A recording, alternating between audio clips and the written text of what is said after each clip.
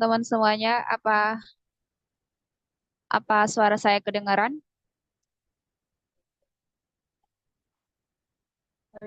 Kedengaran. Eh, oke.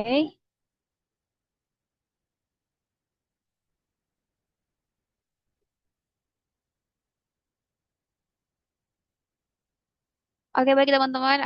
Silakan diajak lagi teman-temannya yang lain. Mohon maaf atas keterlambatan ini. Mohon maaf juga ada kendalanya juga ya teman-teman ya. Eh, Silakan buat teman-teman yang punya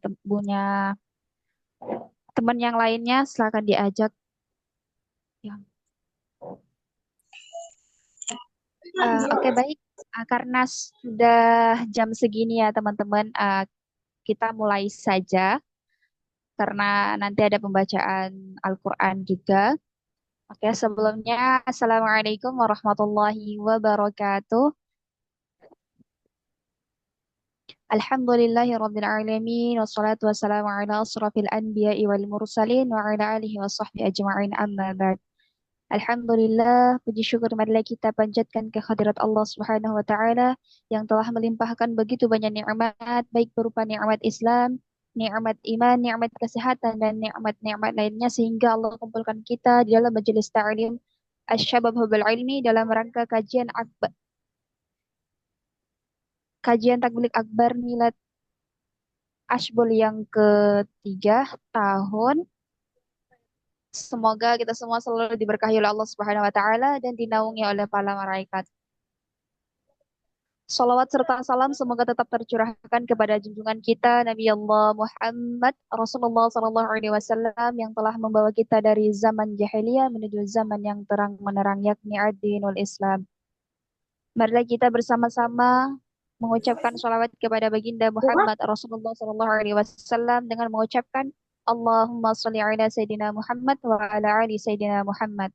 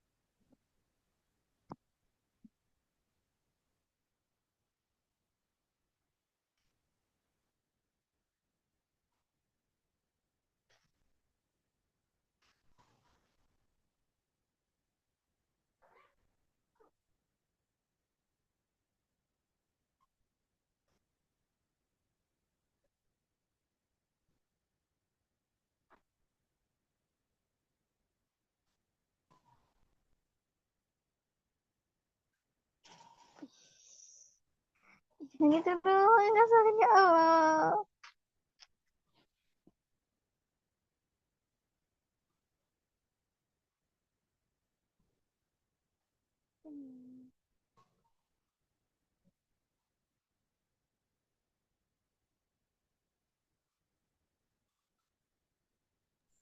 Apa teman-teman semuanya, apa suara saya sudah kedengaran?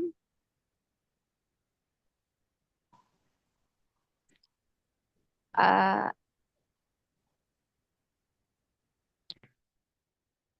asal teman-teman, apa suara saya sudah kedengaran? Yuk, kakak.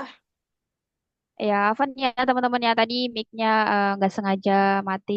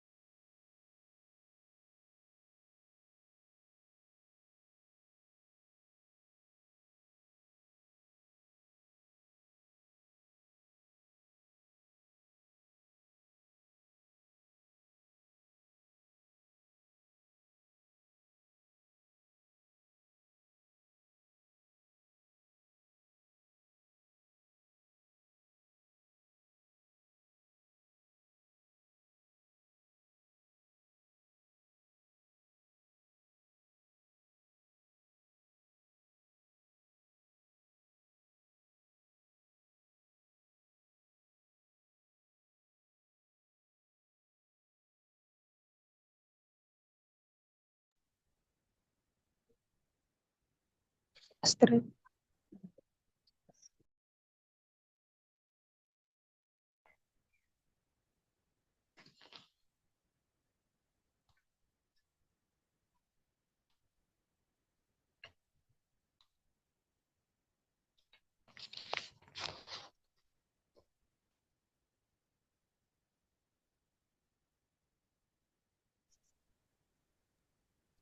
Kakak maaf itu Mega tutup lagi.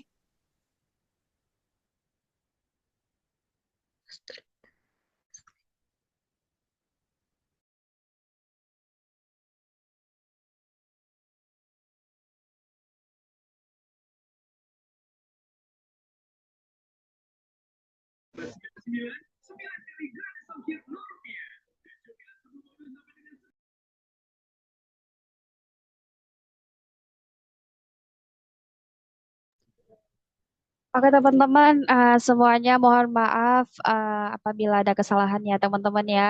Buat teman-teman jangan lupa diajak lagi teman-temannya yang lain, kita sambil nunggu Ustadz.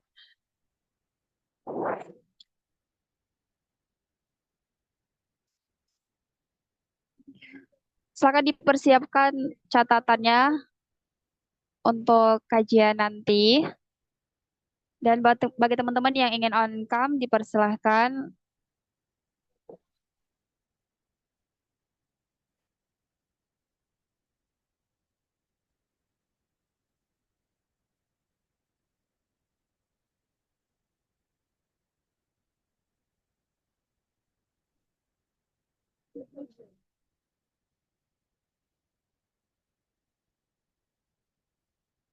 Buat teman-teman yang belum menyiapkan apa yang perlu disiapkan, silakan disiapkan. Dan bagi teman-teman yang ingin on cam, silakan berpakaian sebagai yang sopan untuk perempuan dan bagi laki-laki juga berpakaian yang sopan. Yang perempuan jangan lupa pakai hijab.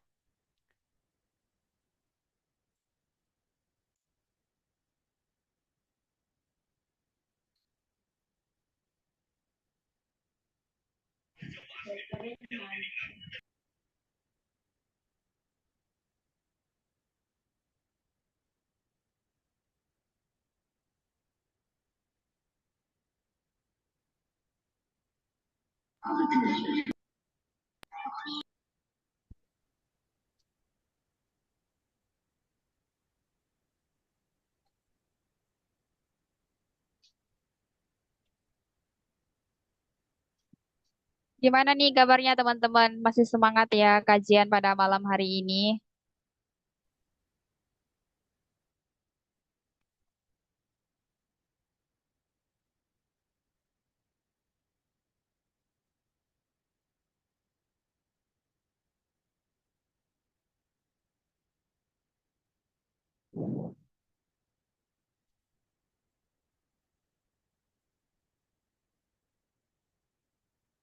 Yuk diajak lagi teman-temannya yang lain untuk gabung ke majelis.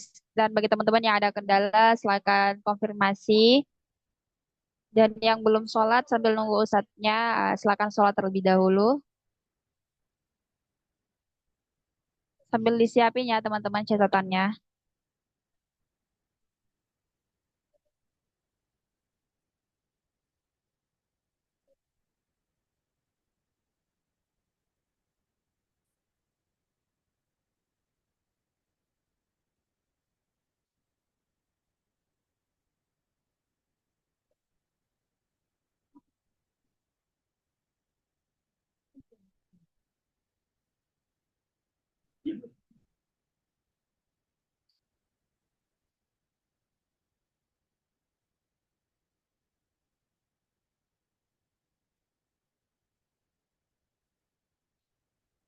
Em, Yo teman-teman diajak lagi teman-temannya yang lain yang belum join. Diingatkan kembali teman-temannya buat join kajian karena sebentar lagi ustadznya insya Allah kalau nggak ada kesibukan beliau langsung join.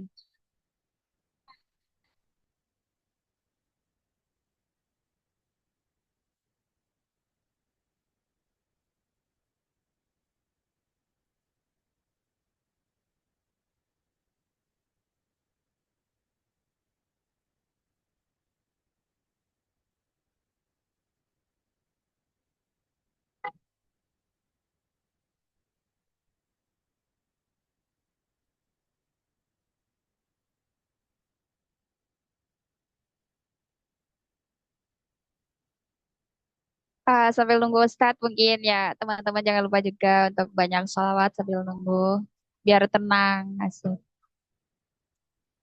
Suara saya nggak berising kan maksudnya jelas kan ya? Apa ada suara motor atau apa? Mohon maaf. Tidak. Tidak. Mana itu? Ada. Itu kita.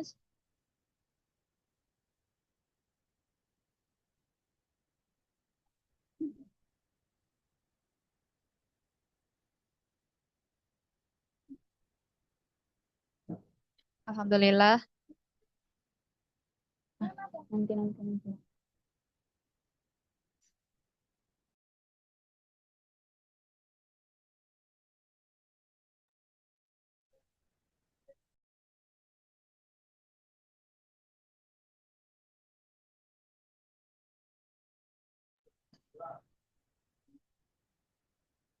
Ini buat teman-teman yang belum on cam, silakan on cam. Tapi untuk mic-nya tolong dimatikan ya teman-teman ya, untuk kelancaran kajian kita pada malam hari ini.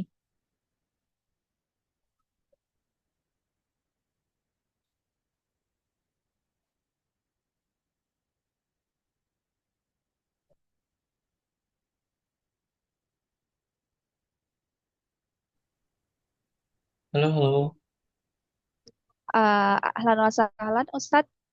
Halo? halo, Assalamualaikum Ustadz. Nggak ada ya? Assalamualaikum warahmatullah. Oh, apa masih di bawah ya? Eh, Gimana nih kabarnya Ustadz? Baik, Alhamdulillah. Ini mau langsung dimulai apa gimana Ustadz? jam 9 juga boleh. Enggak bercanda. Iya. Oke, ini mau langsung mulai aja ya Ustadz ya. Karena oke. Oke, baik. Assalamualaikum warahmatullahi wabarakatuh.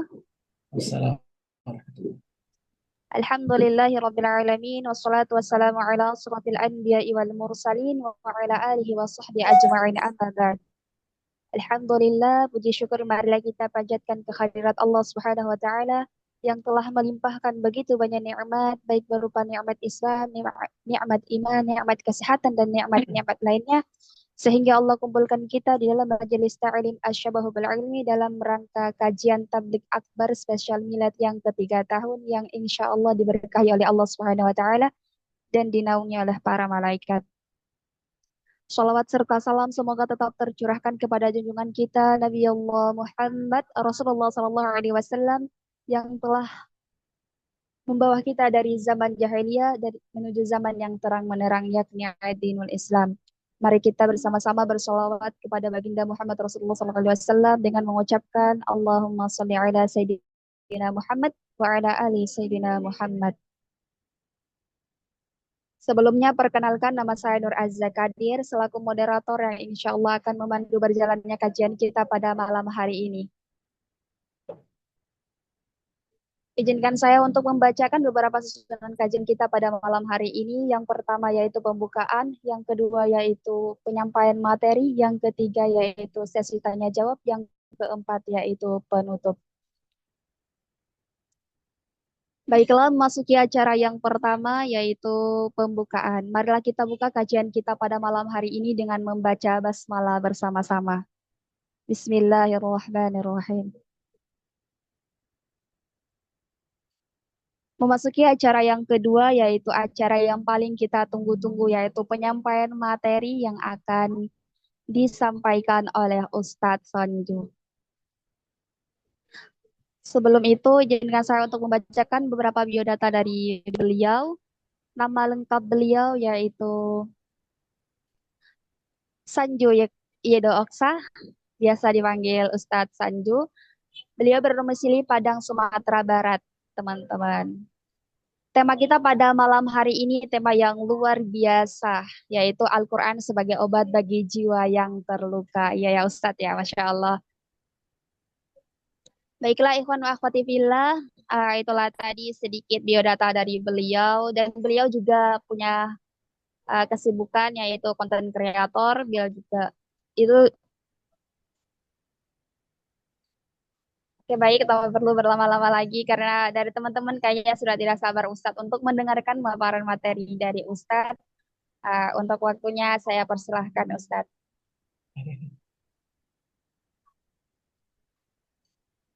Oke. Aku pakai background ini nggak masalah ya? Apa ganti? Nggak masalah Ustadz, selagi nyaman. Bunga mawar nggak ada nih. Bentar. Ini keren. Ya deh.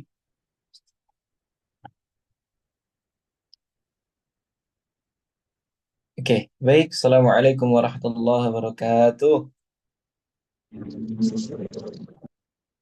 Alhamdulillah, nahmaduhu wa nasta'inuhu wa nastaghfiruh wa na'udzu billahi min syururi anfusina wa min sayyiati a'malina. May yahdihillahu fala mudilla lahu wa may yudlil fala hadiya lahu. Asyhadu an la ilaha illallah wahdahu la syarika lah wa asyhadu anna Muhammadan 'abduhu wa rasuluh sallallahu alaihi wasallam. La nabi. Zoom Rabbi shrah li iki sadri wa yassir li Mas amri wahlul 'uqdatam min lisani yafqahu qawli. ya iku mah filter kali Mbak. Iya, aku pakai backgroundnya blur nih. Udah.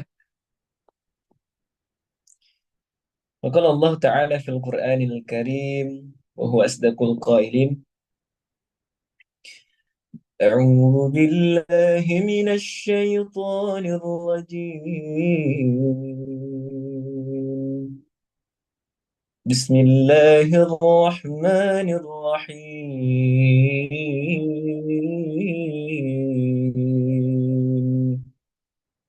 الله نور السماوات والأرض مثل نوره كمشكاة فيها مصباح المصباح في زجاجة الزجاجة كأنها كوكب دري يوقد من شجرة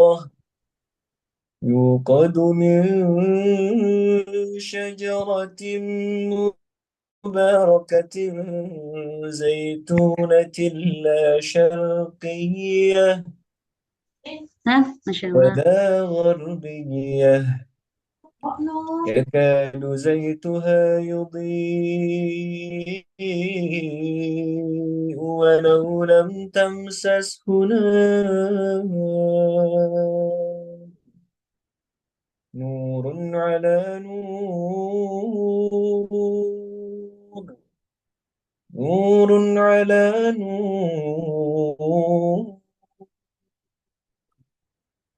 يهدي الله لنوره من يشاء ويضرب الله الأمثال للناس والله بكل شيء عليم.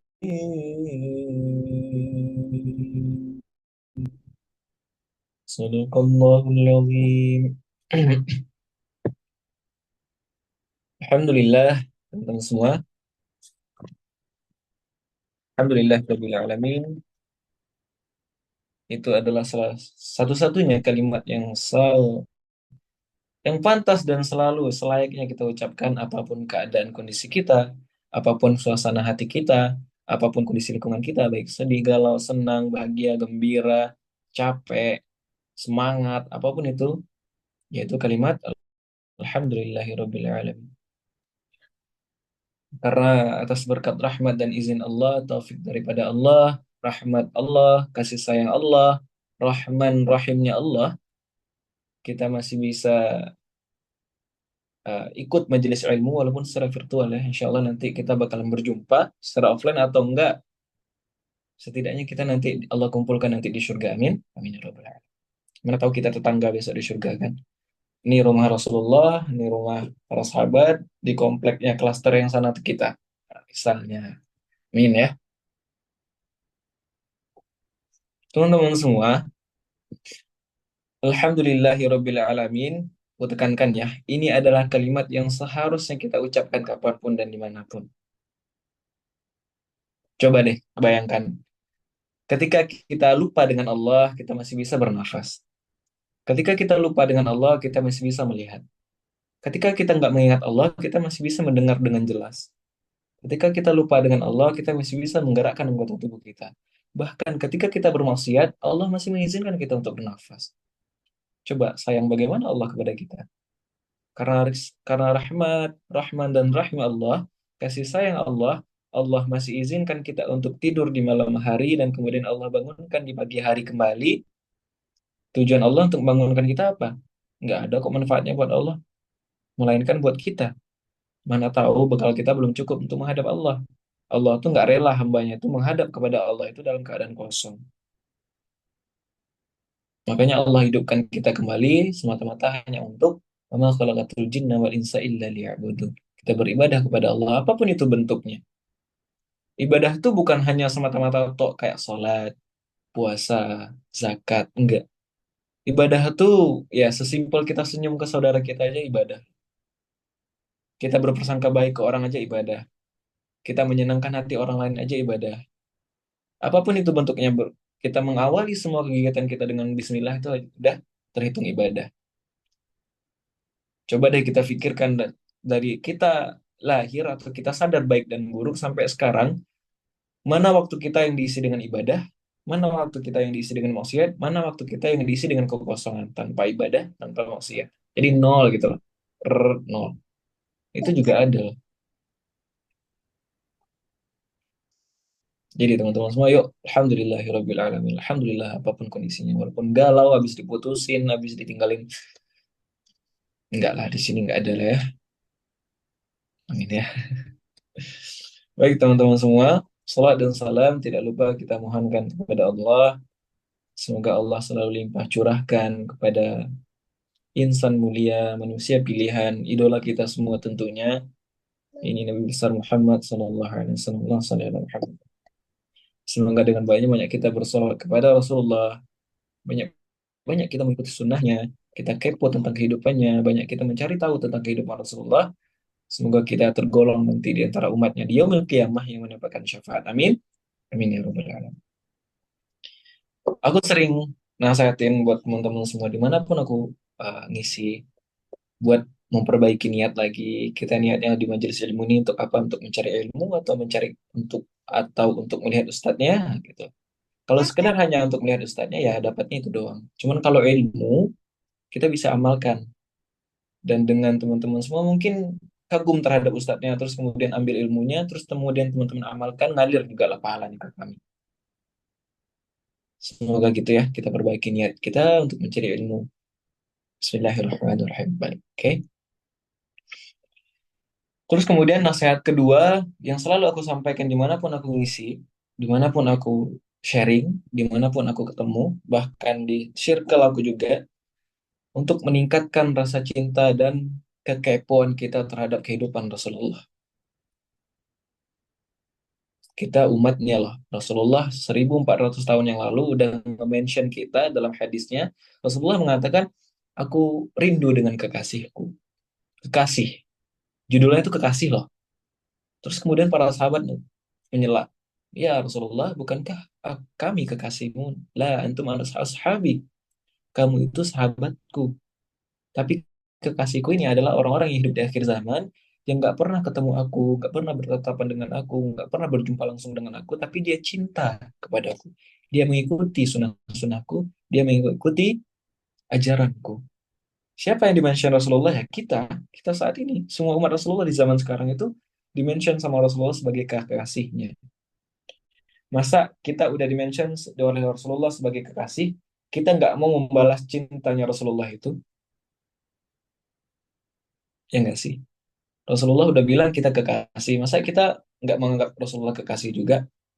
Nah, jadi jika kita menganggap Rasulullah kekasih, mustahil seseorang mengatakan dia mencintai seseorang kalau nggak kepo tentang kehidupan orang itu. Teman-teman aja mungkin kalau kagum terhadap seseorang, misalnya akhwat atau ikhwan, kagum terhadap seseorang pasti kepo. Siapa sih namanya? Siapa sih keluarganya? Di mana sih dia tinggal? Bla bla bla bla, keturunannya segala macam di mana sih? Pasti kepo kan? Mustahil kita mengatakan kita bersahabat dengan seseorang, fulan, kita mengenal fulan, kita mencintai sefulan, tapi kita nggak kepo tentang kehidupan mereka. Minimal kita tahu tentang mereka.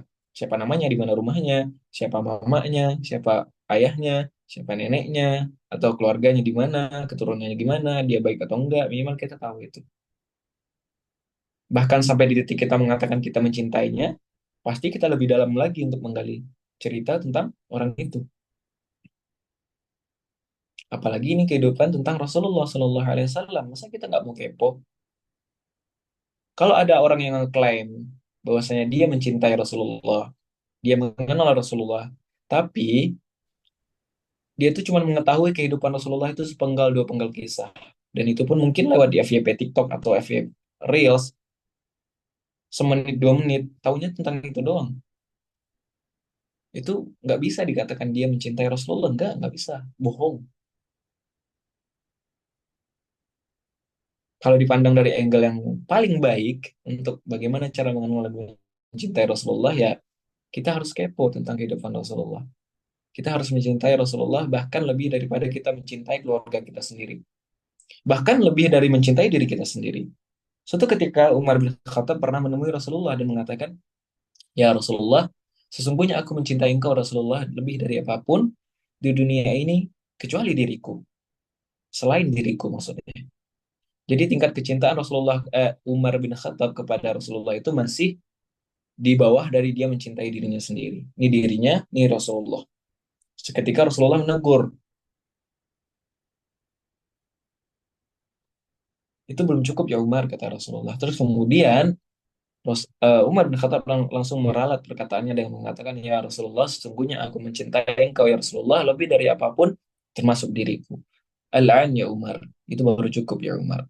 Tengok, sekelas para sahabat yang tiap hari ketemu Rasulullah, yang udah dijamin surga, imannya itu bisa dikatakan stabil lah ibaratnya.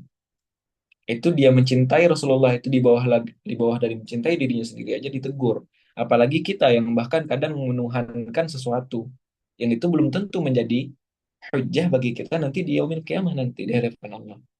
Kita menuhankan sesuatu, kita mencintai seseorang, bahkan kita mengatakan aku nggak bisa hidup tanpa kamu. Ada yang bilang kayak gitu. Kalau kata aku mah kita nggak bisa hidup tanpa nafas sih sebenarnya. Itu logika aja lah. Itu mah buayan-buayan buaya aja ya. Aku nggak bisa hidup tanpa kamu. Separuh nafasku di ada kamu. Berarti paru-parunya sebelahnya sama dia dong. Transplant, apa namanya? Transfer, apa sih namanya? Transplantasi paru-paru apa? Nafasnya separuh doang. Gimana ya nafas? Jangan dibayangkan lah ya. Aku nggak bisa hidup tanpa kamu ya. Kalau kata aku nggak bisa hidup tanpa nafas sih. Apalagi nggak bisa hidup tanpa jantung. Yang logika aja kan. Nah loh, kita yang kadang menuhankan manusia, mencintai manusia itu lebih dari mencintai Rasulullah. Sekelas sahabat tuh, sekelas Umar saja ditegur sama Rasulullah yang udah dijamin surga lah kita juga sekaratul maut nggak tahu kayak gimana polanya nanti. Kita dia di kuburan nggak tahu bisa jawab atau enggak. Nanti hisab kita bakal menegangkan atau enggak. Masuk surga atau neraka belum jelas. Bisa-bisanya kita mencintai seseorang lebih dari mencintai Rasulullah. Yuk renungi. Renungi sama-sama, please. Please banget.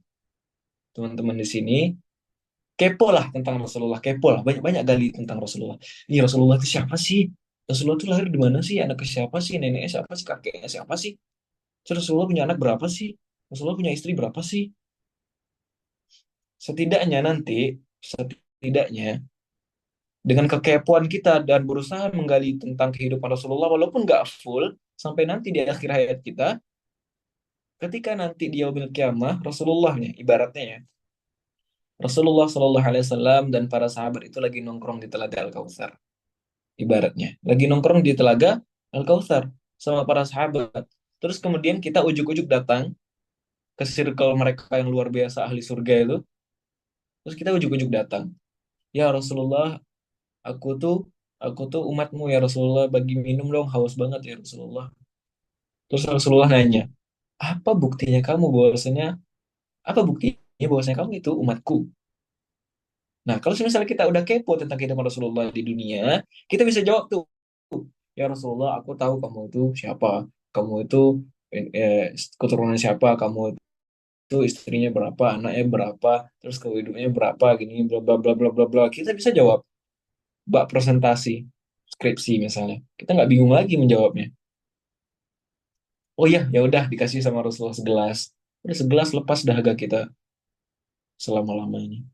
Bagaimana kalau misalnya kita nggak kepo, terus kita ditanya sama Rasulullah, apa buktinya kamu umatku? Terus kita, hmm, eh, eh, gitu. Sekelas sidang skripsi saja atau presentasi, jika ditanya sama guru atau dosen, itu nilai kita bakalan jelek, apalagi di depan Rasulullah, ya kan? Yuk teman-teman semua kepoin tentang Rasulullah, gali kehidupan Rasulullah lebih dalam lagi, ya. Kepoin semaksimal mungkin, gitu ya, teman-teman semua. Baik, alhamdulillah. Itu sedikit mukadimah. Mukadimah udah berapa jam ya? Canda, teman-teman semua ya. Baik, perkenalkan nama saya Sanju Yedoksa, biasa dipanggil Sanju. Saya kelahiran tanggal 31 Oktober tahun 2000, masih muda. Ya, belum nikah. Oke. Eh, Teman-teman semua, inspirasi dan motivasi itu bisa kita dapatkan dari siapa saja, di mana saja, dan kapan saja. Akan tetapi terkait dengan belajar ilmu agama, itu harus kepada ahlinya, harus kepada para ulama. Nah, aku kegiatan ini tuh ini ulang tahun yang ketiga ya. Iya, Ustadz. Aku kayaknya pernah ngisi di Asyabab Hubbul Iya, Ilm juga ya. pernah. Pernah, Ustadz. Di Kapan ya? milad Kapan? milad kemarin, milad yang kedua tahun kemarin. Oh gila, Tahun kemarin. langganan ya. Ya, mungkin Ustadz. Allah. Ya nggak apa-apa, di hari-hari ulang tahunnya aku yang isi. Mungkin di nextnya bakalan diisi sama orang-orang yang memang backgroundnya pesantren, yang memang gelarnya LCMA, yang emang jelas sanad keilmuannya. Kalau aku sekolah SD negeri, SMP negeri, SMA negeri, kuliah negeri, ya. Jadi nggak ada background-background pesantrennya. Cuman pernah nyempil di pondok tahfiz saja 3 tahun. Selesai, alhamdulillah. Terus kemudian belajar ilmu agama di luar. Itulah buktinya belajar agama itu nggak harus di pondok pesantren. Bisa kok kita belajar di luar gitu loh. Gitu ya teman-teman semua. Makanya jangan panggil aku Ustadz. Aku sebenarnya berat dipanggil Ustadz. Karena Ustadz itu secara bahasa artinya gu, guru. Nah, gitu ya teman-teman semua. Nah, sedangkan hadirnya aku di sini, kita sharing lah. Sharing ya, watawasau bil haq watawasau bis sabr, saling nasihat menasihati dalam kebaikan dan kesabaran, ya, karena derajat ketakwaan seseorang itu, derajat kemuliaan seseorang itu nggak dipandang dari banyaknya followers di Instagram, nggak. Tingkat kemuliaan seseorang itu nggak dipandang dari banyaknya followers di Instagram, di YouTube, di TikTok, nggak. Tapi derajat kemuliaan seseorang itu dipandang dari kata Allah Subhanahu wa taala dalam surah Al-Hujurat ayat 13, Inna akramakum indallahi atqakum. Sesungguhnya Yang paling mulia di antara kamu di sisi Allah ialah yang paling bertakwa. Jadi takwalah yang menjadi ukuran kemuliaan seseorang, bukan yang lain-lain, bukan jumlah followers, bukan tingkat tingkat jabatan segala macam enggak, tapi takwalah yang menjadi ukuran kemuliaan seseorang, bukan yang lain-lain. Jadi kalau semisal apa yang aku sampaikan ada manfaatnya, ambil. Kalau semisal ada kesalahan atau gimana, mohon nasihat, mohon bimbingan, mohon sharingnya teman-teman semua. Baik teman-teman semua, eh ini temanya apa tadi ya? Al-Quran sebagai obat apa? Bagi jiwa yang terluka, Ustaz. Al-Quran Al-Quran adalah obat bagi jiwa yang terluka. Ini Nah, judulnya aja, berarti teman-teman yang hadir di sini itu para korban terluka semua ya. Karena judulnya udah terluka. Jujur aja iya ya, mungkin Ustaz. dari wajah-wajahnya kelihatan wajah-wajah terluka ya. Entah itu terluka kena pisau atau apapun itu, nggak selalu hati lah ya. Janganlah suuzon kayak gitu, nggak boleh. Berarti teman-teman semua, dengan judul yang udah diberikan oleh admin, misalnya Al-Quran adalah obat bagi jiwa yang terluka. Judulnya terluka. Berarti teman-teman semua di sini pernah terluka, pernah sedih, pernah galau, pernah overthinking, pernah nggak bisa tidur semalaman gara-gara memikirkan sesuatu. Pernah? Nggak sampai bunuh diri kan, please. Ya, nggak sampai bunuh diri kan. Kalau bunuh diri hubungi nomor di bawah ini nanti konsultasi ya. Hubungi admin Asyabab Hubul Ilmi. Ya. Nah, teman-teman semua, kalau di antara teman-teman semua ada yang pernah sedih, galau, gelisah, itu adalah bukti bahwasanya kita adalah seorang hamba. Betul? Hamba, kita sebagai seorang hamba itu mempunyai sifat kelemahan. Lemah terhadap perasaan kita sendiri, lemah terhadap rasa yang kita ungkapkan sendiri. Makanya Allah itu bilang, Allah itu maha membolak-balikkan hati. Kadang kita bisa mencintai dengan gampangnya, kadang kita bisa membenci dengan gampangnya, kadang kita bisa rindu, kadang kita bisa, apapun itu perasaannya, itu bisa berbolak-balik seketika. Apalagi cewek. Dia lagi happy-happynya, terus tiba-tiba ada perkara yang bikinnya itu, dia langsung bad mood. Parah banget. Ya, kalian lah itu ya, wanita ya. Itulah buktinya bahwasanya kita adalah seorang hamba. Kita nggak bisa mengontrol diri kita sendiri, teman-teman semua. Kita nggak bisa menguasai diri kita sendiri. Allah yang menguasai semuanya. Makanya hati kita tuh gampang terbolak-balik. Cepat berubah. Gampang jatuh cinta, gampang benci. Itu terjadi di mana-mana dan selalu terjadi. Dan kita semua juga ngerasainnya.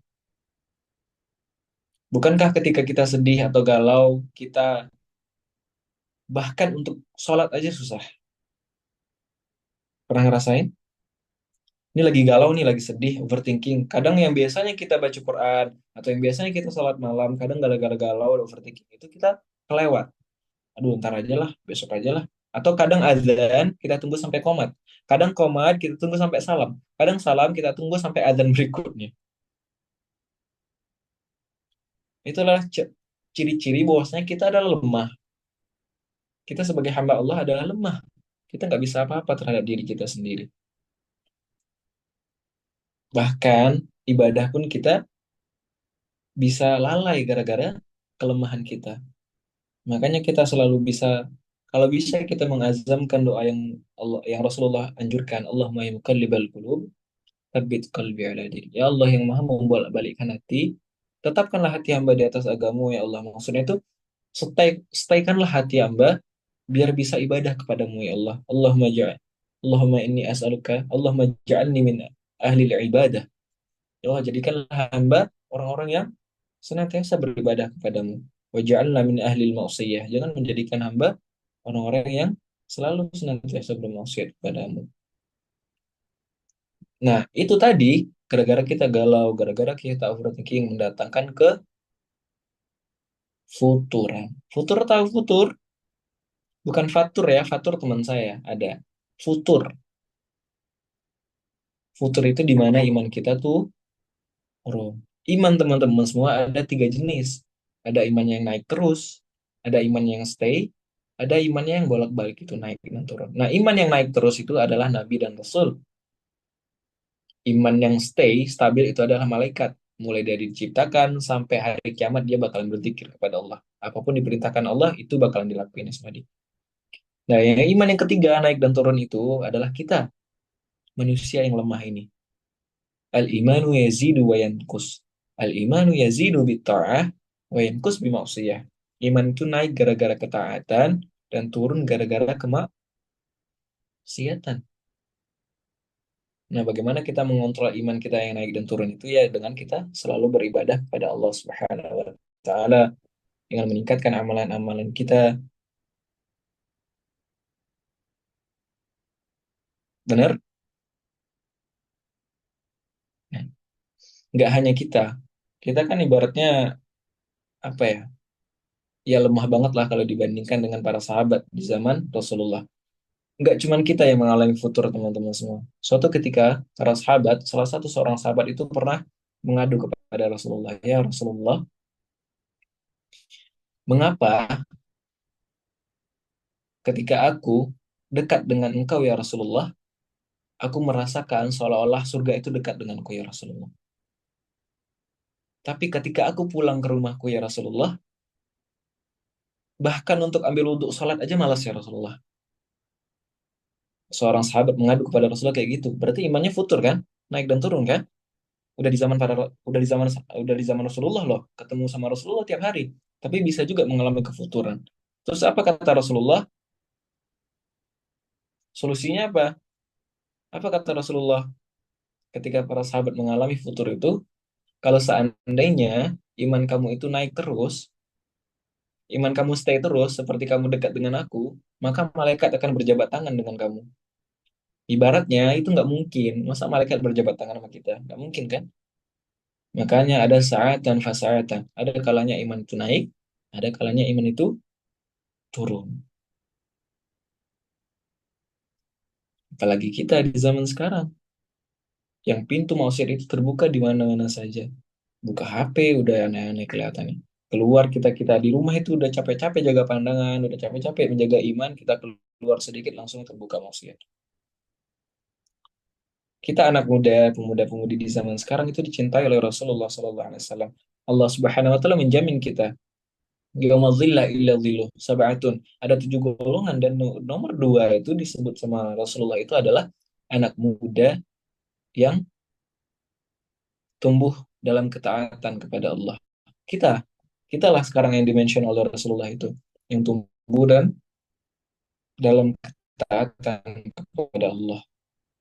Kita insya Allah bakalan dapat naungan dari Allah Subhanahu Wa Taala. Di antara di yaumul kiamah nanti itu nggak ada naungan. Kita nggak bisa cari pohon terus berlindung. Kita nggak bisa naik Grab terus masa naik Grab ke pintu surga ya? Kita nggak bisa naik naik Grab yang ada AC-nya nggak bisa. Kita bahkan di yaumil kiamah nanti jalan dengan tanpa busana, nggak pakai sendal, bahkan sampai ada yang tenggelam sama keringat sendiri, matahari sedengkal di kepala kita, sampai tenggelam sama keringat sendiri, nggak ada naungan yang bisa ngebantu, nggak ada backingan kita, orang tua kita nggak bisa bantu, paman kita, pejabat segala macam presiden nggak bisa bantu. Only one, Allah Subhanahu Wa Taala yang bisa ngebantu. Dan 7 golongan yang Allah naungi adalah yang nomor 2 adalah pemuda yang tumbuh dan taat dalam ibadah kepada Allah. Kita lah yang dimention itu. Amin ya. Amin. Semoga kita termasuk golongan yang Rasulullah mention ya. Nah, teman-teman semua, bentar. Teman-teman semua bisa buka Quran surah Yunus ayat 57.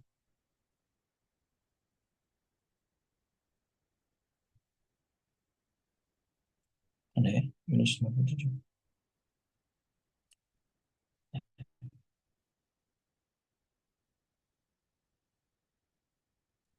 Teman-teman semua, Al-Quran itu sifatnya tazkiyatun nafs, obat bagi jiwa.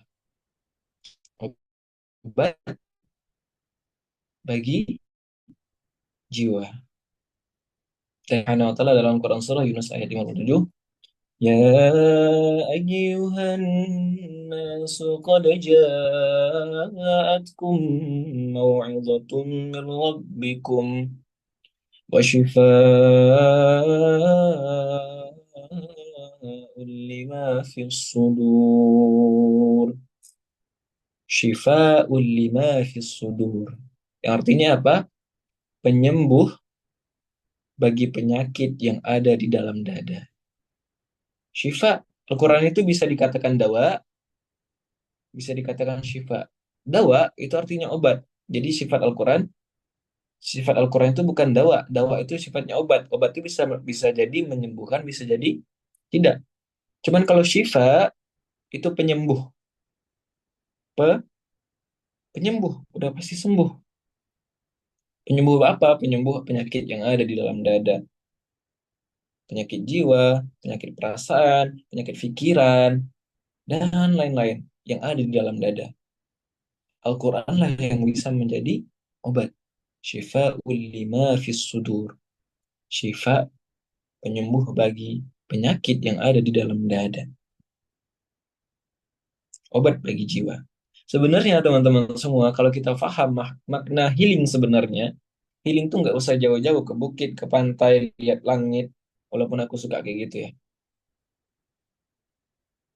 Nggak usah jauh-jauh, ternyata healing tuh cukup kita dengan membaca Al-Quran. Buka Quran surah eh, Muhammad ayat 24. Bagaimana cara kita menjadikan Al-Quran itu sebagai healing bagi kita? Bagaimana cara kita menjadikan Al-Quran itu sebagai obat bagi kita? Bagaimana, kan kita kadang bingung ya. Kadang kita kayak masih bertanya-tanya kayak bagaimana sih caranya kita menjadikan Al-Quran itu sebagai obat? Kadang kita kalau kita baca Quran juga galaunya masih ada. How? Allah Subhanahu wa taala mengatakan dalam Quran surah Muhammad ayat 24.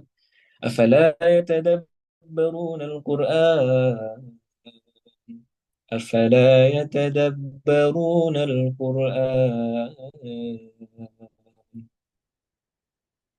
Apa kata Allah? Maka tidakkah mereka menghayati Al-Quran? Jadi bagaimana cara mentadaburi Al-Quran?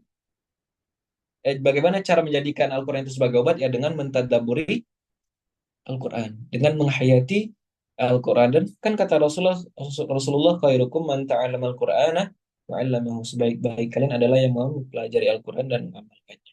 Ya walaupun satu ayat, balighu anni walau ayah, kata Rasulullah. Sampaikanlah dariku walaupun satu ayat. Walaupun kita pahamnya cuma satu ayat, kita pandainya cuma satu ayat, dan kita tadabbur satu ayat, dan kita paham makna satu ayat itu, kita sampaikan.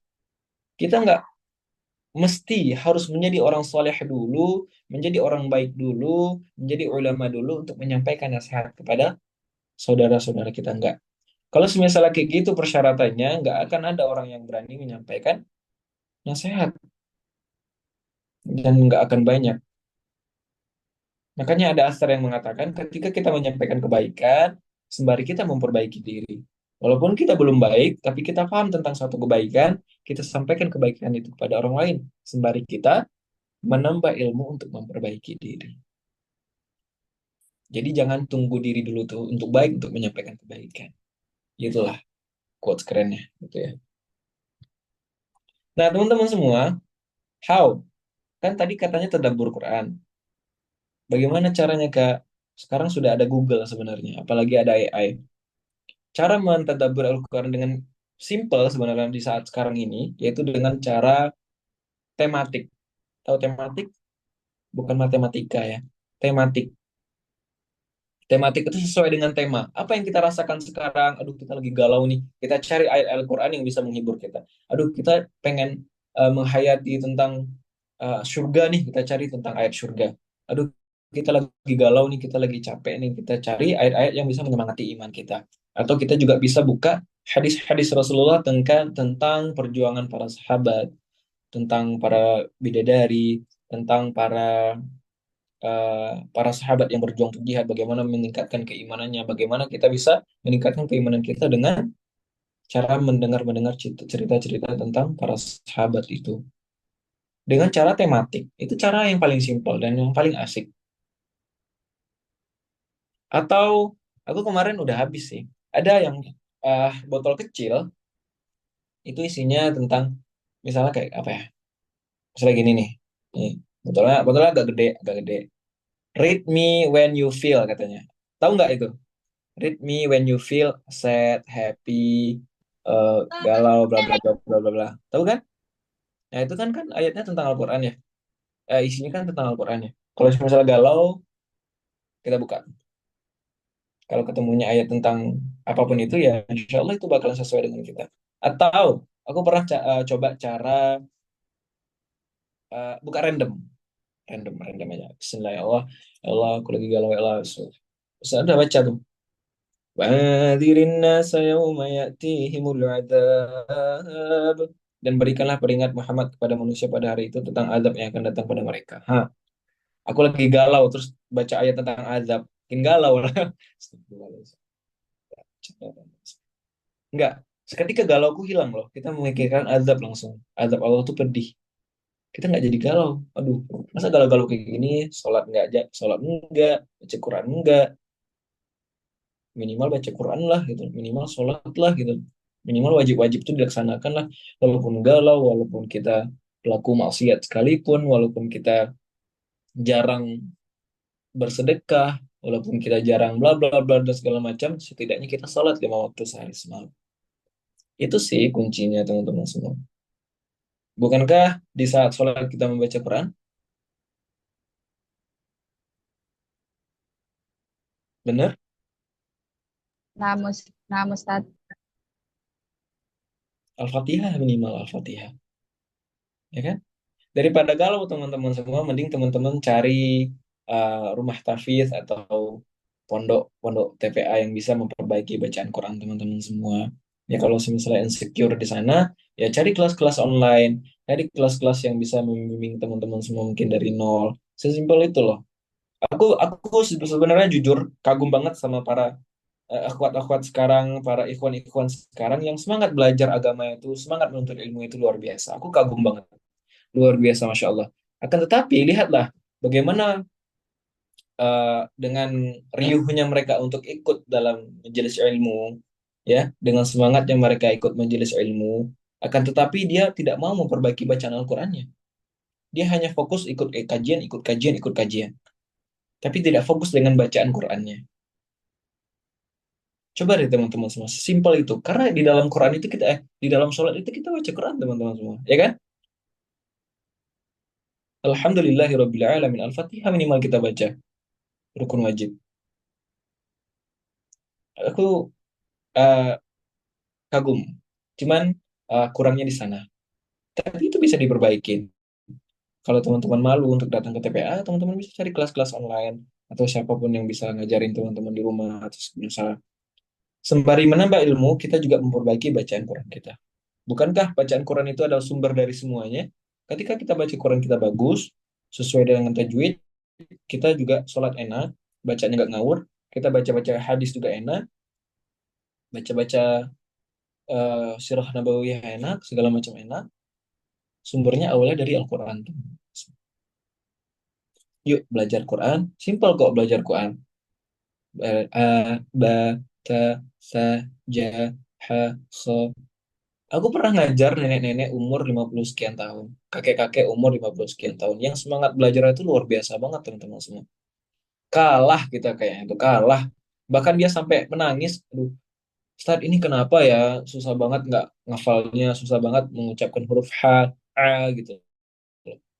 Nggak apa-apa Pak, Bapak berusaha aja gitu. Insya Allah pahalanya bakalan ada untuk Bapak. Dengan Bapak berusaha, insya Allah bakalan ada pahalanya. Pernah ada yang mengajukan statement kayak gini, Ustadz bukankah ketika kita membaca Al-Quran secara terbata-bata, pahalanya double katanya. Jadi ya udah nggak usah belajar Quran, bata-bata aja terus pahalanya double. Itu pemikiran macam apa itu? Itulah pentingnya mempelajari agama itu secara syumul, secara utuh teman-teman semua. Karena ada redaksi hadis lain Rasulullah yang mengatakan, Man yaqra'ul Qur'an fahuwa mahir ma'a safaratil kiramil bararah. Barang siapa yang membaca Al-Quran secara mahir, sesuai tajwid, sesuai makharijul hurufnya, tempat keluar hurufnya, maka dia akan senantiasa dinaungi oleh para malaikat. Malaikat tuh senang mendengar kita baca Quran. Bahkan ada eh, eh, hadis yang mengatakan bahwasanya malaikat tuh bahkan sampai berdiri di depan kita untuk menelan bacaan-bacaan ayat Quran kita. Kan katanya ayam bisa ngelihat malaikat ya, katanya.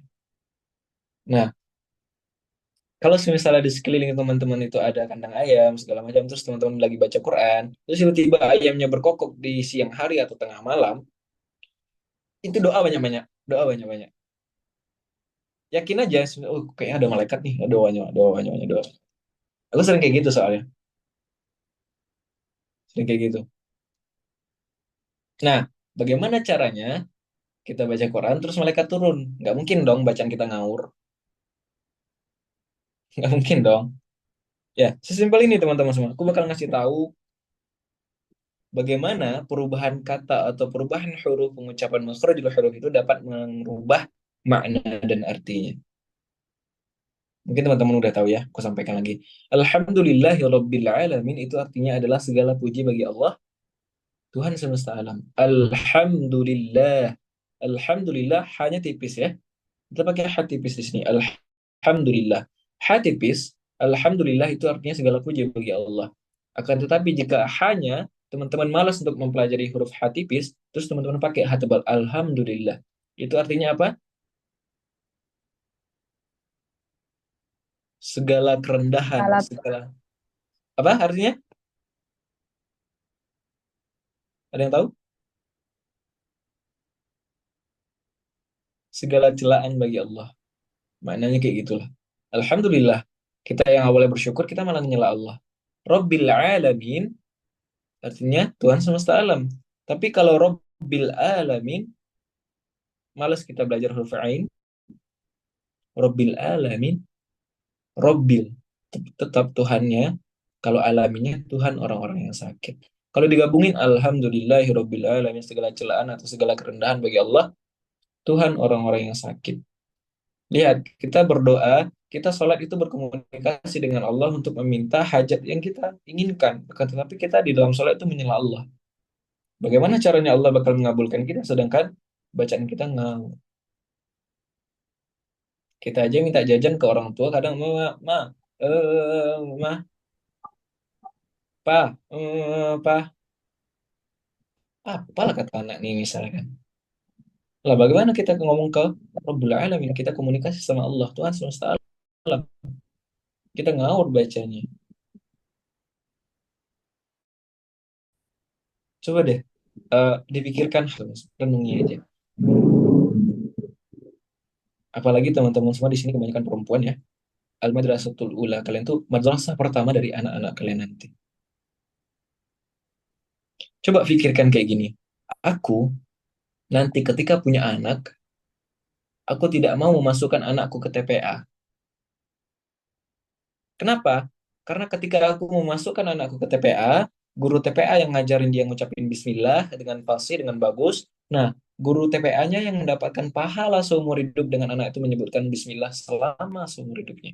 Masa guru TPA yang dapat pahala, masa kita nggak mau? Ya kita lah yang mau ngajarin. Kita ngajarin anak kita, bismillah, kita ajarin Al-Quran, nah, kita lah yang mendapatkan pahala. Selain kita mendapatkan pahala jariyah, kita juga mendapatkan pahala dari setiap bacaan Quran yang anak kita baca. Sesimpel kayak gitu loh pemikiran kita. Itu caranya nge-cheat atau gimana? Cara cerdik untuk mendapatkan pahala yang lebih banyak. Kita juga harus menata cara-cara bagaimana cara kita mendapatkan pahala yang banyak dengan cara sesimpel mungkin. Gitu ya teman-teman semua.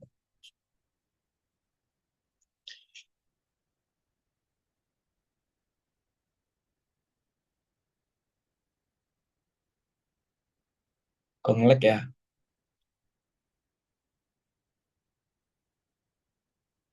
Enggak kan ya? Kok apa itu ngelek ya? Ustadz, Oke. sudah suara saya kedengaran? Oke, udah. Oke, Masya teman-teman. Allah, tabarak. Belum selesai, sabar. Oh, Apa? Nah, sepertinya waktu sudah habis teman-teman semua. Ya, mungkin kita lanjut ke sesi tanya jawab aja kali ya. Mungkin di sini tuh wajah-wajah teman yang banyak-banyak ingin bertanya mungkin ya. Nggak apa-apa, admin, langsung Ah, sesi tanya jawab nah, aja. Ustaz. Nah, Masya Allah, Tabarakallah. Syukran jazakallah khairan katsiran kepada Ustadz yang sudah menyampaikan kajian pada malam hari ini. Semoga bermanfaat dan dapat dipahami dengan baik oleh kita semua. Baiklah, masuki sesi berikutnya, yaitu sesi tanya jawab. Bagi teman-teman yang ingin bertanya, silakan ketik di kolom pesan. Dan bagi teman-teman yang ingin on mic, silakan izin terlebih dahulu untuk nanti saya persilahkan. Bagi teman-teman yang ingin bertanya, silakan ditulis namanya sama asal grupnya. Oh, ada grupnya ya. Silakan buat teman-teman. Nah, Ustadz.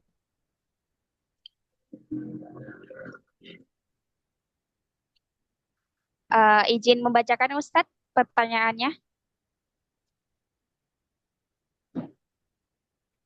Ustadz, Ya, ya, boleh. izin membacakan, Ge. Baik, Assalamualaikum, Oke. Kak Sanju. Izin bertanya, jika kita mengajari teman sebaya akan tetapi lawan jenis, bagaimana menghindari sesuatu yang tidak diinginkan dan bagaimana jikalau kita mengajari teman membaca Al-Quran akan tetapi teman kita malah tidak mau dibenarkan, padahal bacaan kurang tepat. Syukuran Ustadz. Wait. Oh, nice. Terus kemudian yang kedua apa? Baru yang pertama Ustadz. Eh, tadi kan ada dua tuh. Ngajarin teman lawan jenis, terus satu lagi apa ya? Yang satunya tuh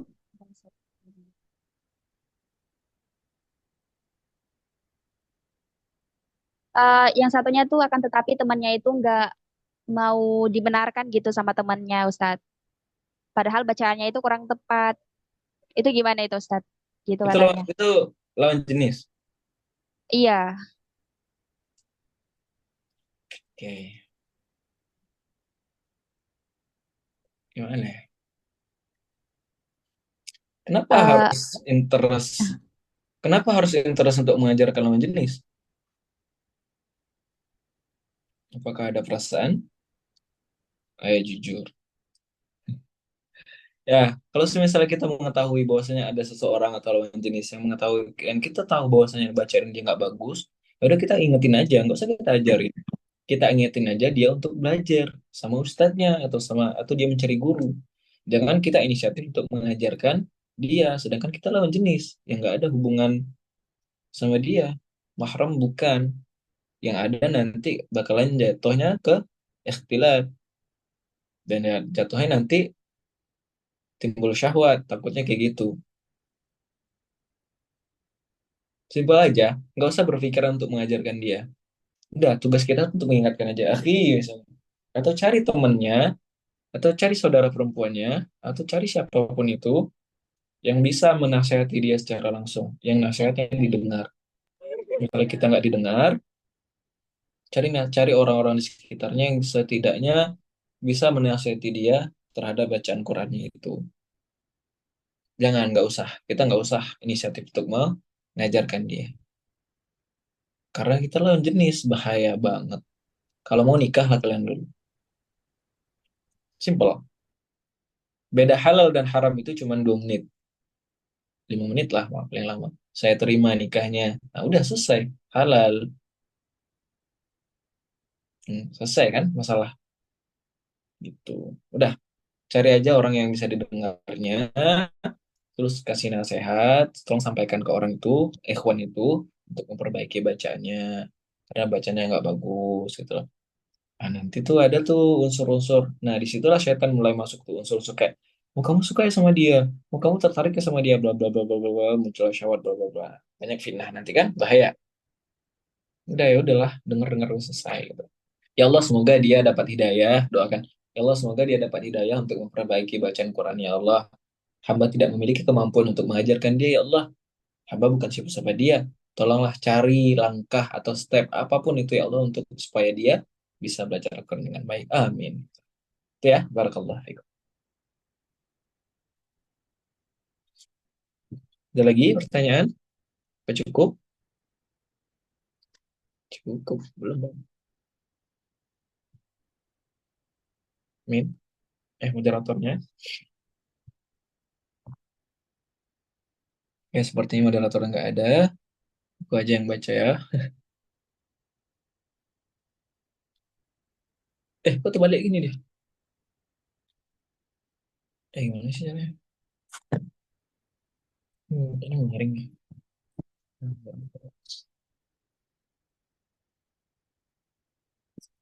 Min, adminnya, moderatornya mana nih? Izin ambil alih Ustadz, Oh iya, silakan. Ayo. Afwan. Mungkin moderatornya ada kesalahan jaringan. Orang perempuan Izin tuh membacakan. diri sendiri ya. Jangan pun disalahkan. Bismillahirrahmanirrahim. Assalamualaikum Kak. Sanju izin bertanya. Eh, Begini Kak, jika kita mempunyai hafalan namun kita jarang murojaah, apakah benar semua itu akan dipertanggungjawabin nanti di akhirat? Syukran jazakallahu khair. Oke, teman-teman semua. Alhamdulillah, kalau misalnya teman-teman semua udah semangat tuh menghafal Quran, hebat dalam memperjuangkan Al-Quran. Cuman tugas seorang tahfidul Quran ada 3 tingkatan, teman-teman semua. Orang-orang yang berinteraksi dengan Al-Quran. Yang pertama itu adalah qiraatul Quran, orang yang cuma membaca Quran tanpa tahu makna dan eh, eh, tanpa diamalkannya. Pokoknya dia baca aja, qiraatul Quran. Terus kemudian yang kedua adalah tilawatil Quran. Tilawatil Quran ini orang-orang yang membaca Al-Quran dan mentadabburinya, kemudian mengamalkannya. Terus kemudian yang terakhir ini yang paling tinggi, tahfizul Quran. Orang-orang yang menjaga Al-Quran. Tahfizul Quran ini orang tuh dia juga baca, dia juga menghafal, dia juga mengamalkan. Makanya tingkatnya paling tinggi. Nah, seorang tahfizul Quran itu nggak bisa dikatakan dia seorang tahfizul Quran kalau dia nggak memurojaah hafalannya. Kalau dia nggak mengulang-ulang hafalannya. Karena terjaganya Al-Quran itu karena diulang-ulang. Jadi kalau ada semisal orang yang mengatakan dia tahfidzul Quran, tapi dia nggak mengulang-ulang hafalannya, itu nggak bisa dikatakan dia dengan seorang tahfidzul Quran. Walaupun dia sudah ziyadah 30 juz misalnya, tapi dia nggak pernah mengulang-ulang hafalannya, itu nggak bisa dikatakan dia seorang tahfidzul Quran. Memang berat. Tugas orang yang tahfidzul Quran ini sangat-sangat berat. Menjaga hafalan itu sangat berat, teman-teman semua. Dan itu benar dipertanggungjawabkan nanti. Ayat-ayat yang teman-teman hafal, terus kemudian teman-teman biarkan, teman-teman acuhkan, nggak pernah teman-teman ulang, itu bakalan dipertanggungjawabkan di hadapan Allah. Berapa banyak ayat-ayat teman-teman semua yang teman-teman hafal dan kemudian teman-teman lupakan, ayat-ayat itu akan bersaksi di hadapan Allah. Ya Allah, aku misalnya surah Al-Baqarah ayat 250 misalnya. Aku dihafal pernah sama si Fulan. Cuman aku nggak pernah diulang-ulang ya Allah. Nah, gara-gara itu aja kita udah bisa masuk neraka. Makanya tugas tahfidzul Quran, tugas penghafal Quran itu adalah menjaga Al-Quran. Menjaga Al-Quran. Sebenarnya kita tuh menjaga Al-Quran, bukan menghafal Quran. Nah, terjaganya Al-Quran itu karena diulang-ulang, memurojaah. Kita murojaah Quran terus. Jangan pernah capek. Murojaah itu sebentar doang sampai mati. Habis itu enggak lagi kok. Luangkan waktu. Jangan sampai kita menunggu waktu luang untuk memurojaah Quran. Luangkan waktu. Kalau kita nunggu waktu luang, nggak bakalan ada. Tapi kalau kita meluangkan waktu, pasti ada. Gitu ya. Semangat buat teman-teman semua yang hafal Quran. Semoga Allah berikan kekuatan hafalan. Semoga Allah lancarkan. Amin. Barakallahu fiik. Amin Allahumma amin. Masya Allah, tabarakallah. Syukran Ustadz udah menjawab. Ini lanjut ke pertanyaan ketiga nih Ustadz. Izin membacakan lagi Ustadz. Bismillahirrahmanirrahim. Assalamualaikum warahmatullahi wabarakatuh. Saya Zulfi dari Asyabul 1. Izin bertanya Bang Sanju, apakah boleh bagi wanita haid untuk merojaah hafalan Quran agar hafalannya tetap terjaga? Syukran Ustadz. Baik. Beda.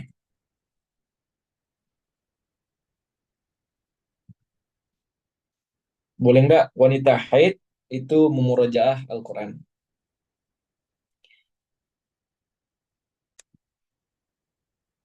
Menurut 4 mazhab, jumhur para ulama sepakat bahwasanya wanita haid itu nggak boleh baca Quran dan melafazkan Al-Quran untuk niat membacakan Al-Quran. Nggak boleh. Tapi kalau ada bacaan Al-Quran itu dijadikan sebagai doa, contoh Rabbana atina fid dunya hasanah wa fil akhirati hasanah wa qina adzabannar, atau zikir pagi dan petang. Zikir pagi itu kan judulnya itu zikir ya. Kayak sebagai doa. Doa perlindungan Allahu la ilaha, Al-Baqarah 255 kita jadikan zikir. Itu nggak apa-apa. Cuman kalau niatnya untuk memurojaah Al-Quran, membaca Al-Quran, itu nggak boleh. Nah, teman-teman semua, inilah keistimewaan para kaum wanita. Jadi ketika teman-teman semua di luar haid, itu teman-teman terbiasa untuk baca Quran, terbiasa memurojaah Quran, terbiasa untuk beramal-amal selain daripada amal-amalan yang lain yang wajib ya. Itu ketika teman-teman haid, itu tetap Allah catatkan pahalanya. Kalau teman-teman misal terbiasa puasa Senin Kamis, terus teman-teman haid, itu Allah tetap catatkan pahala yang Senin Kamis tetap ada. Keren nggak? Istimewa banget kalian itu. Tapi kalian nggak tahu seberapa istimewanya kalian. Makanya cari tahu. Gitu ya. Nggak, kalau dijadikan zikir boleh. Cuman kalau untuk niatnya murojaah, nggak usah. Sabar aja. Sabar sampai nanti di akhir hayat, udah baca lah murojaah brutal. Misalnya murojaah ugal-ugalan. Murojaah sama sehari itu bisa 30 juz. Misalnya. Ada ya, keren juga kalian.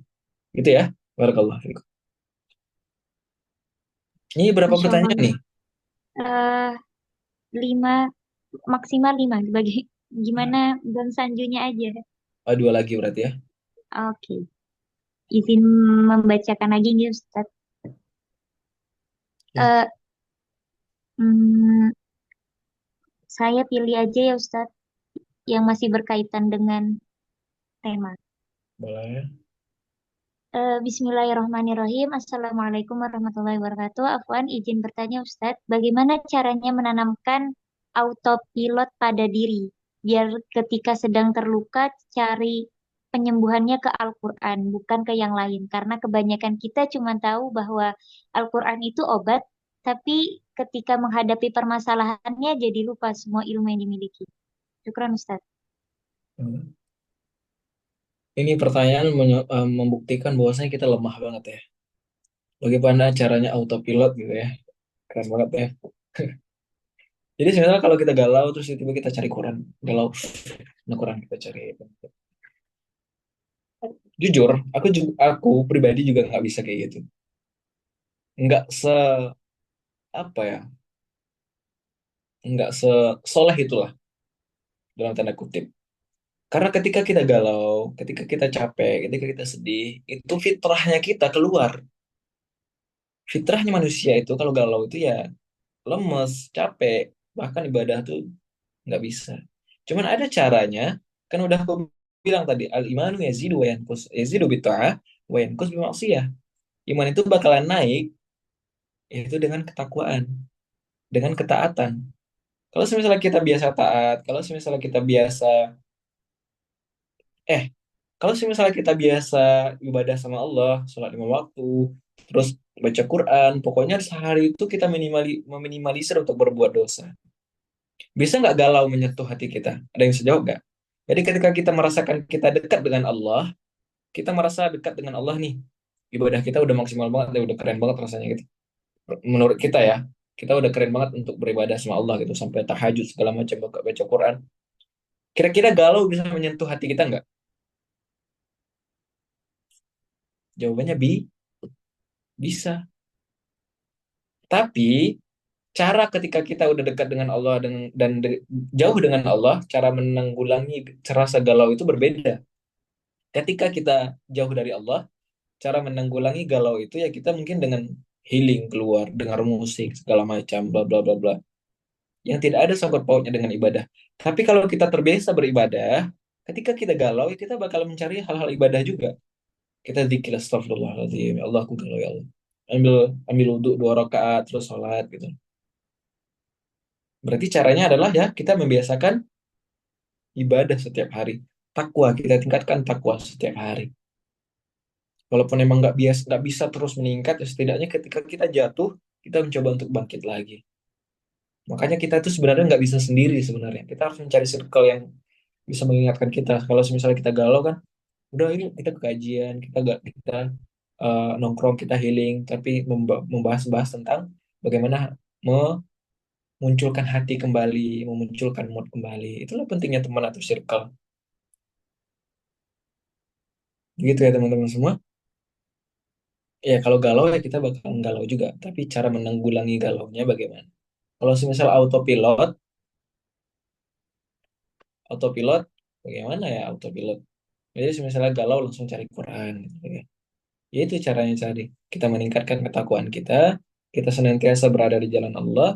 Jadi kalau misalnya kita terkena musibah, terkena galau, sesimpel kalau misalnya kita kaget aja. Kalau orang-orang yang biasa jauh dari Allah itu kagetnya pasti aneh-aneh omongannya. Cuman kalau kita senantiasa berzikir kepada Allah, kita senantiasa beribadah kepada Allah, kalau kita kaget, astagfirullah. Allah pasti zikir-zikir kalimat yang indah yang kita ucapkan. Sesimpel kayak gitu teman-teman. Gitu ya. Tingkatkan aja ibadah kepada Allah Subhanahu wa taala. Itu urusan Allah lah gitu. Yang bakalan membolak-balikkan hati kita. Entah itu Allah bakalan membelokkan hati kita kepada Quran atau ke samping Al-Quran gitu lah. Barakallahu fikum. Masya Allah, tabarakallah. Semoga menjawab pertanyaannya. Nggih, Mbak Dita Karliana. Ini pertanyaan terakhir, teman-teman. Saya minta maaf banget kalau nggak semuanya terjawab karena pertanyaan dibatasi. Ini pertanyaan terakhir, Ustadz. Assalamualaikum warahmatullahi wabarakatuh. Saya Hasbia. Oh, Aku izin bertanya, Ustadz. Sebelum balik, saya mengaji dengan Ustadz laki-laki. Dan ketika saya sudah balik, saya memutuskan untuk berhenti mengaji dengan beliau. Pertanyaannya, eh, pertanyaan saya, apakah jika saya mengaji sendiri di rumah dan ketika ada kesalahan membaca akan jadi dosa, Tat? Begitu, Ustadz. oke. Teman-teman semua, kan aku udah bilang tadi di mukadimah ya, kalau terkait dengan belajar ilmu agama, entah itu hadis, fikih, Quran, segala macam itu harus kepada ahlinya, harus kepada para ulama. Minimal kalau misal kita baca Quran itu, kita harus cari guru. Harus wajib kudu mesti ada guru. Karena ketika kita baca sendiri otodidak, kita nggak tahu salah kita di mana. Aku dulu sebelum masuk ke pondok tahfidz, aku merasa bacaanku udah keren banget. Aku merasa bacaanku udah keren banget. Tapi pas masuk pondok tahfidz, wallah, Allah. Talaki Al-Fatihah aja 2 bulan. Talaki Al-Fatihah aja 2 bulan. Alham. Pertama kali aku masuk pondok tahfidz, aku merasa tuh bacaanku, wah, nih, nyaman nih, lolos. Ternyata nggak masuk kelas penghafal Quran langsung, tapi masuk kelas belajar Quran dulu. Itulah ya, susahnya kita belajar otodidak. Satu-satunya pelajaran yang nggak bisa otodidak itu ya belajar agama, teman-teman. Nggak bisa otodidak. Lah, harus ada guru. Setidaknya kalau baca-baca doang nggak apa-apa. Cuman, kalau ada yang menerangkan itu lebih dalam, lebih jelas. Cuman kalau terkait makharijul Quran, cara membaca Quran itu wajib harus kudu mesti ada guru. Karena kita pede nih bacaan kita udah keren. Ternyata banyak salahnya. Udahlah banyak salahnya kita upload lagi ke Instagram. Wah, kena hujat lah itu. Jangan coba-coba ya. Cari dulu, ambil dulu sanatnya. Kalau udah bersanat, udah bolehlah kita mengajarkan orang. Gitu ya, teman-teman. Jangan belajar sendiri kalau belajar Quran. Cari guru. Gitu ya. Kalau udah balik, cari ustazah. Jangan cari ustazah aja. Pokoknya cewek sama cewek aja lah udah. Jangan banyak gaya ya. Cewek sama cewek aja. Cowok sama cowok. Jangan inisiatif untuk mencari ustadz yang ganteng lagi tampan untuk mengajarkan kita. Jangan. Lah, bukan belajar tapi pengen nengok orangnya itu. Jangan ya. Gitu ya. Barakallahu fikum.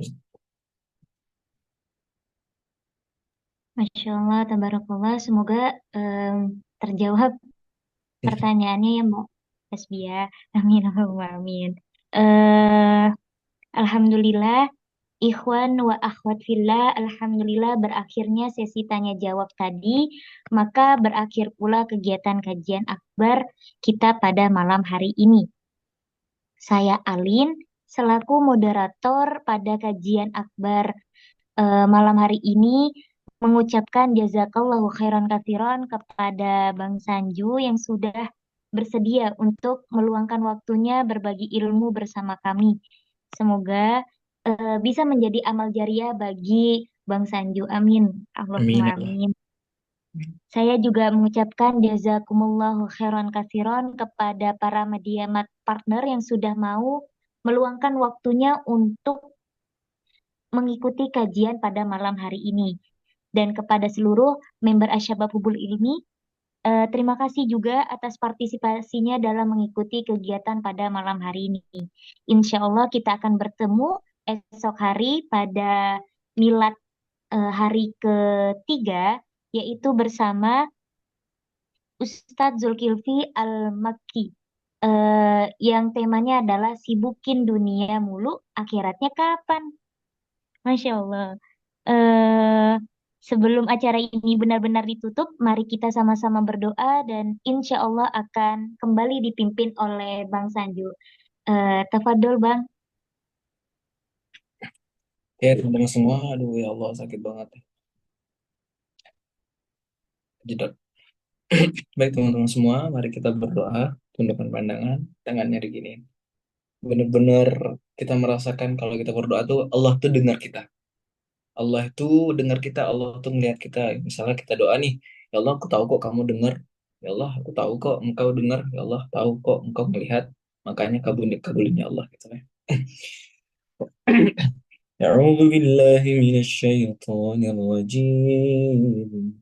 بسم الله الرحمن الرحيم الحمد لله رب العالمين والصلاة والسلام على أشرف الأنبياء والمرسلين وعلى آله وأصحابه رسول الله أجمعين اللهم اغفر لنا ذنوبنا اللهم اغفر لنا ذنوبنا وذنوب والدينا وارحمهم كما ربونا صغارا ولجميع المسلمين والمسلمات والمؤمنين والمؤمنات الأحياء منهم والأموات إنك سميع قريب